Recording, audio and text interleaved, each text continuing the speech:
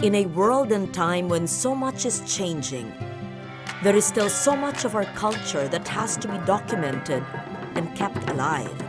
Who are the bearers of these precious living cultures? How do they pass on a knowledge transmitted through the ages? What they represent has survived colonization, conflict, marginalization, and yet they persist. Sila ang sisidlan, the living vessels that store dayaw, our knowledge, our pride.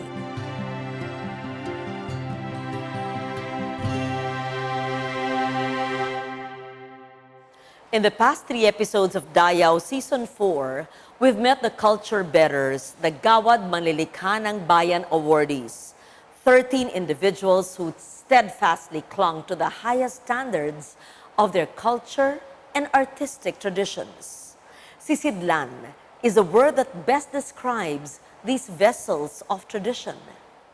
In this episode, we look at other vessels, men and women who have chosen to study, record, document, and teach these artistic traditions to a greater public. The field that they have chosen is Filipino folk dance and performance.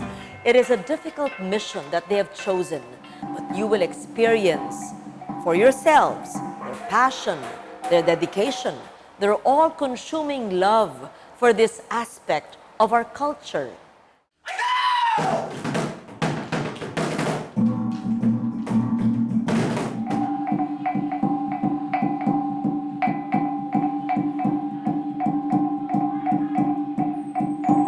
Who are the vessels who have borne the dances of our indigenous peoples and brought them to the cities and urban centers,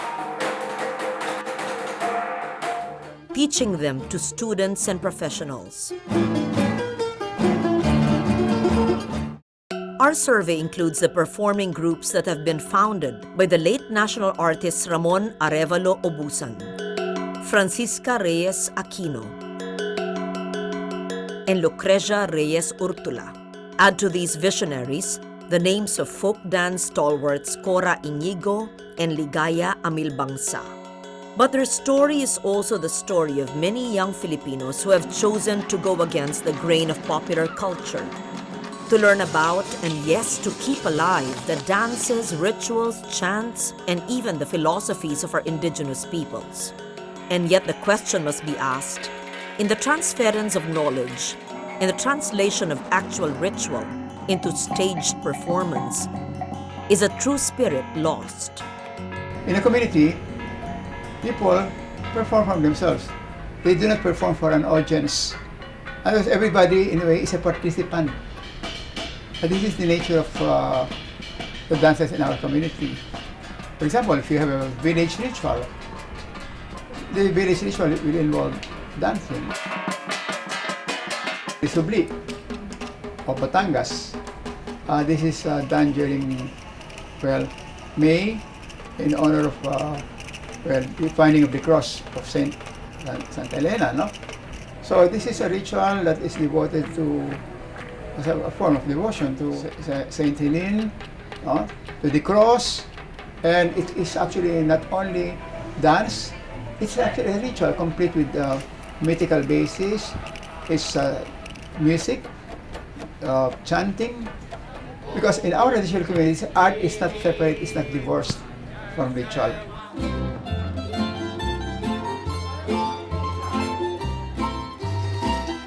The home of the late national artist for dance, Ramon Arevalo Obusan, is a repository of his archives, his documentation and notation of dances collected from the field, his vast collection of textiles and costumes and artifacts.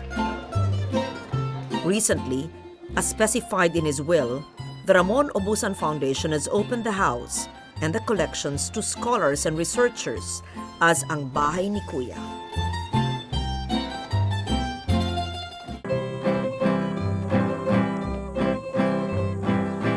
But the house has always been open to dance enthusiasts and students, generations who have imbibed the late national artist's love for all things Filipino. Here, where the members of the company carry on the tradition of teaching, it is not only dance that is learned, from the mano po greeting that is mandatory for all who enter, to learning the dances with bare feet so as to be closer to the earth, to the bayanihan spirit that animates all productions. The Obusan experience is one where the best values of our culture are nurtured and ingrained in young Filipinos. Dulce Obusan, who took over the company's management after her brother passed away in 2006, talks about the legacy of her brother and his consuming passion. He was a maverick. He did things that not a lot of people did in their time. He was a dreamer. He was exceptional in what he did. His biggest legacy is what you see.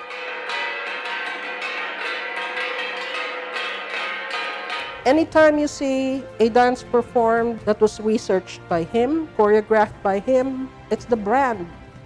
Anytime you witness any of the performances of the other groups that try to mirror what we do, that's his legacy. Education, just raising the awareness of the kids. Not even just the kids. I guess everybody. It's a nice way to speak of what we're trying to do. That is to make sure that our traditions just don't go by the wayside. Teaching the research and passing it on to a new generation of interpreters is a job that Obusan's protégés, his most loyal students, take very seriously.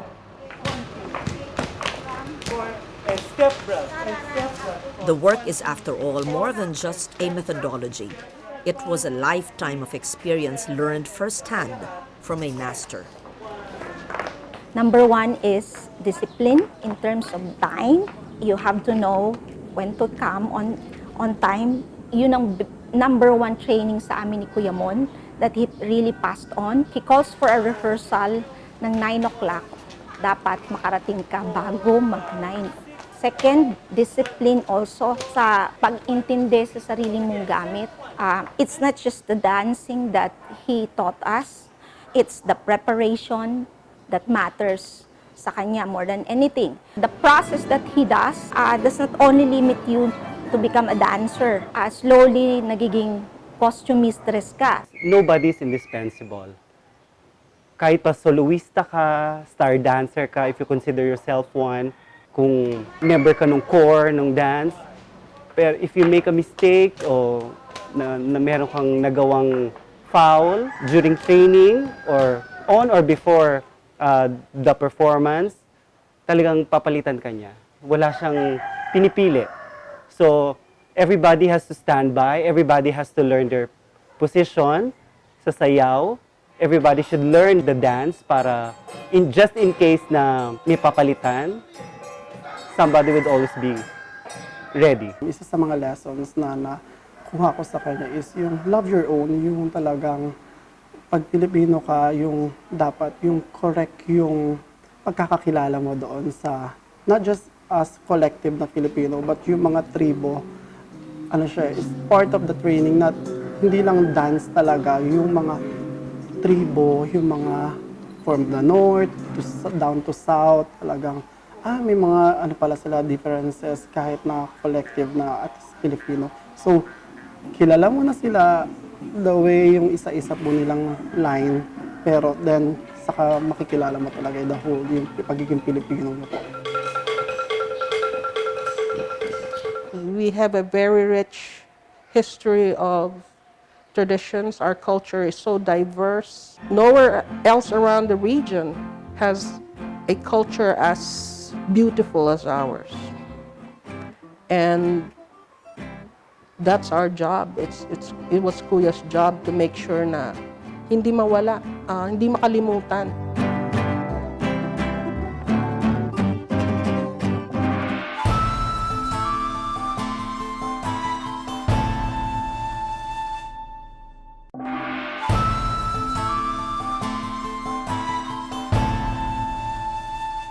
How does a company adapt a traditional ritual or dance meant for a ritual space or village square and transform it for stage for an audience that wants not to be as involved but entertained and educated? In translating a dance into a showpiece, how does a company create a brand that represents not just the indigenous and the folk, but the entire Philippines?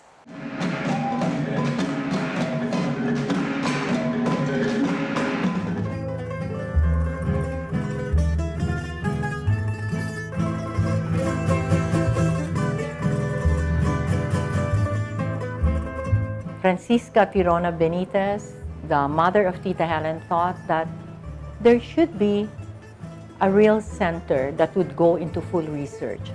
And therefore, the following year, the Bayanihan Folk Arts Center was established with its own board. So they went into full research to find out more about Filipino heritage.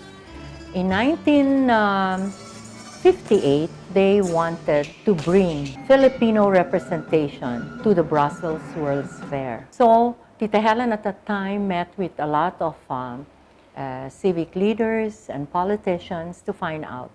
She said that maybe the best way and not as costly is to bring these young people to represent the Philippines, because there were talks about bringing jewels, the gold jewels, and so many things. So that was the international debut of Bayanihan at the Brussels World's Fair.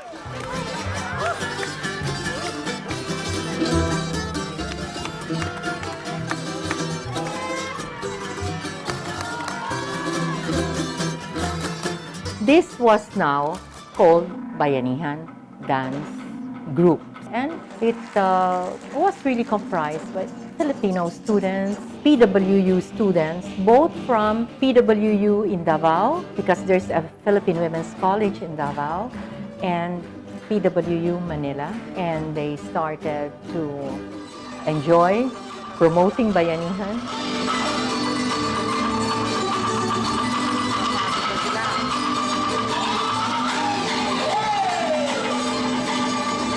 Aristocrat impresario Sol Hurok heard about the dance company and invited the company to go to the US.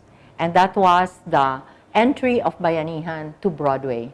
So in 1959, October 13, Bayanihan performed at the Winter Garden in Broadway and got all these fantastic reviews. Vincono il premio Tempio d'Oro 2015 le Filippine!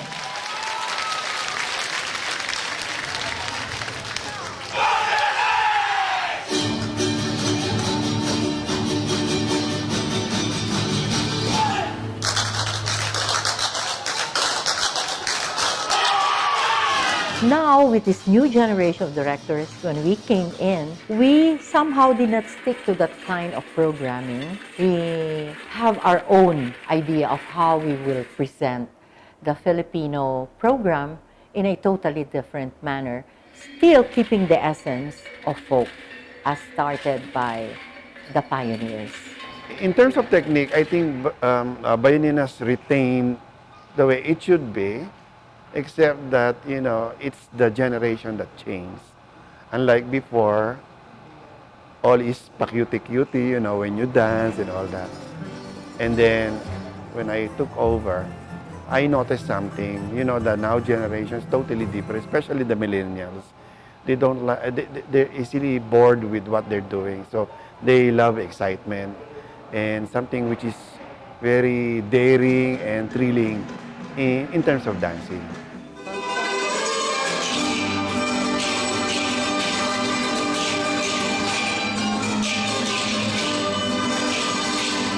Before, it used to be male and female dancing together. So I have observed that if a dance is performed by a boy and a girl, the dance tends to be soft. And, you know, the boys are like secondary, something like that. So I thought of coming out with dances with all boys, taking away the girls' part and to make it stronger.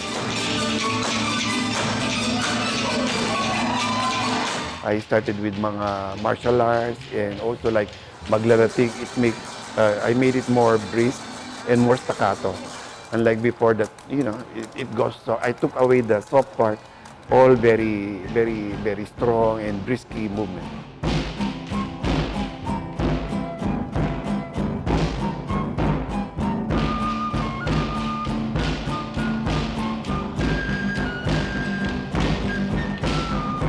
So we've had 14 major world tours and more than, wow, hundreds and hundreds of short tours.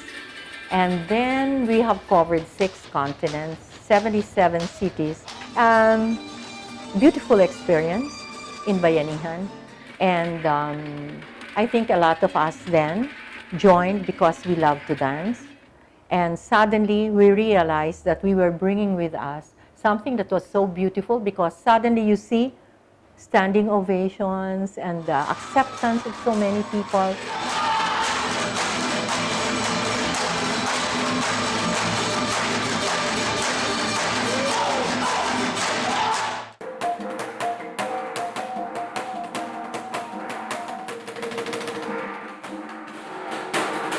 In Diliman, the UP Filipiniana Dance Group continues a long history of teaching and performing with students. The Diliman campus grounds often provide dramatic backdrops for both rehearsal and performance. The youthful spirit of the company belies its history. The UP Filipiniana Dance Group is the oldest of the dance companies featured here. Its young artistic director traces the company's growth. The Filipina Dance Group was founded in 1935 by the first Philippine national artist for dance, Professor Francisca Reyes Aquino. And then after that, nagkaroon po kami ng mga 7 more artistic directors from the college, si Professor Buendia, Zafra, Agsalud, and many more, including po si Professor Corazon Inigo. During her time, she was able to bring the Filipiniana to the world sa iba't ibang competitions and festivals. And dun po nakilala ng lubos yung Filipiniana.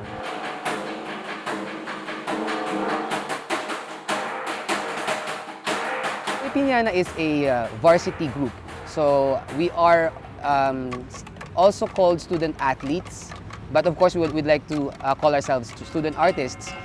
These dancers, they are under contract to serve the university as dancers, as folk dancers, and also jazz dancers, kasi yun yung ino-augment namin sa aming folk dance. So in an academic setting, varsity po sila. So kung ano yung basketball varsity, ganun din yung responsibility ng Filipiniana. Gina-juggle nila yon. They work every day for 3 to 5 hours na training, and they have academics in the morning. When they get to Filipiniana, ang hinahanap lang naman po namin ay syempre marunong sumayaw, may background ng konti, madaling turuan, may disiplina. Yung height tsaka yung body type, wala naman kaming pinipili, as long as makapag-work kami with them, and hindi naman sila naiiba sa the rest of the people in the group, no? So also, as long as they can cope with the academic yung rigors ng academics dito sa UP. In my directorship kasi, I want to be collaborative, since hindi ko naman maaako na expert ako sa Philippine folk dance. So I have alumni, I have friends in the community who come and help teach.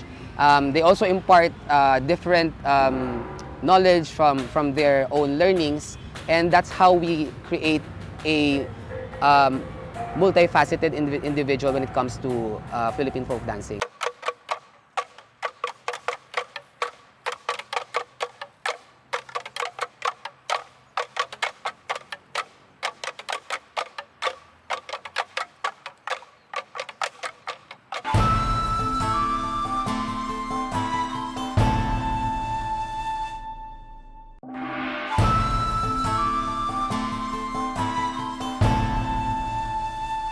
The dance story of Ligaya Amil Bangsa is essentially a love story. A love story that spans almost half a century. a love story that continues today even without a formal dance company.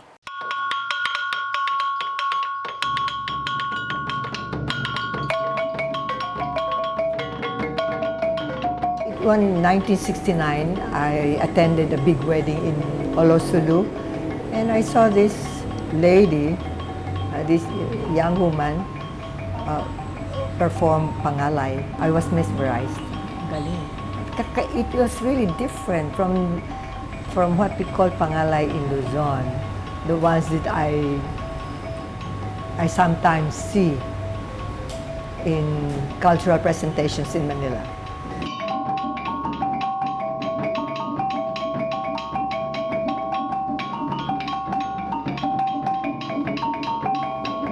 It's so sinuous, what is this, very elegant, no attitude problem, like ganyan sa atin, no attitude problem. When I was invited to teach at the Sulu College of Technology and Oceanography in 1972, I was able to study pangalay, talagang in-depth. I said, I have to learn this dance, because I told my husband, in 50 years, if I don't learn this dance and document it, it will be lost. And true enough, it did not even reach 25 years, and the dance is already so much watered down. Many postures and gestures have been almost forgotten. It's only now when we perform that they call, oh yes, yes, my grandmother or my auntie or my mother used to do that movement, see? So I really studied it and documented it. And I was able to write a book about these dances after 13 years. 10 years of studying it so that I can learn it. How do you call that? Proprioception. So that it can be memorized by my muscles. So I can perform it well enough that I can teach it. I had to learn from the natives themselves because there's no formal method of instruction. I was the one who developed the formal method of instruction after so many years of studying.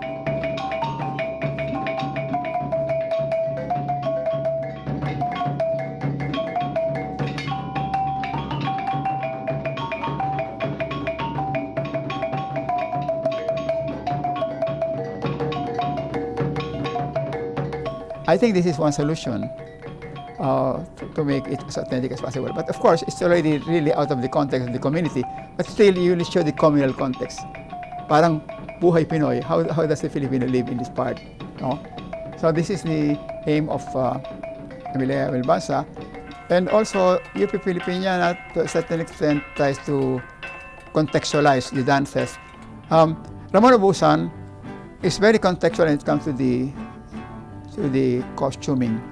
I would like to, appreciate the attempts of all these dance groups like Bayanihan, Ramon Abusan, UP Filipiniana, and the one of Ligaya Milbangsa, in trying to, show who we are as a people in as faithful a manner as possible. Although they don't really, many of them, especially Bayanihan, don't really claim that the dances are that authentic. That's why they are contemporary interpretations of our folk dances.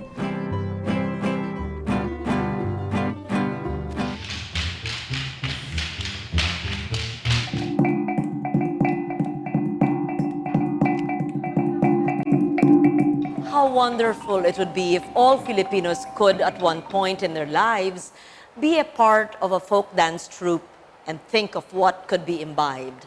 The discipline, the grace, the community and team spirit, the appreciation for a rich culture. Think of the fun of communing, of learning to move as a group, of doing one's part towards the achievement of a common goal. Maybe not everyone will be perfect, including me, or most graceful dancer, but surely any young Filipino would come out of a folk dance group would be a better, more conscientious Filipino. After all, if we can learn to dance as one, maybe the idea of a nation united and attuned towards a common goal may soon be a reality. In every movement, in every dream, a reflection of Dayao, our knowledge, our pride.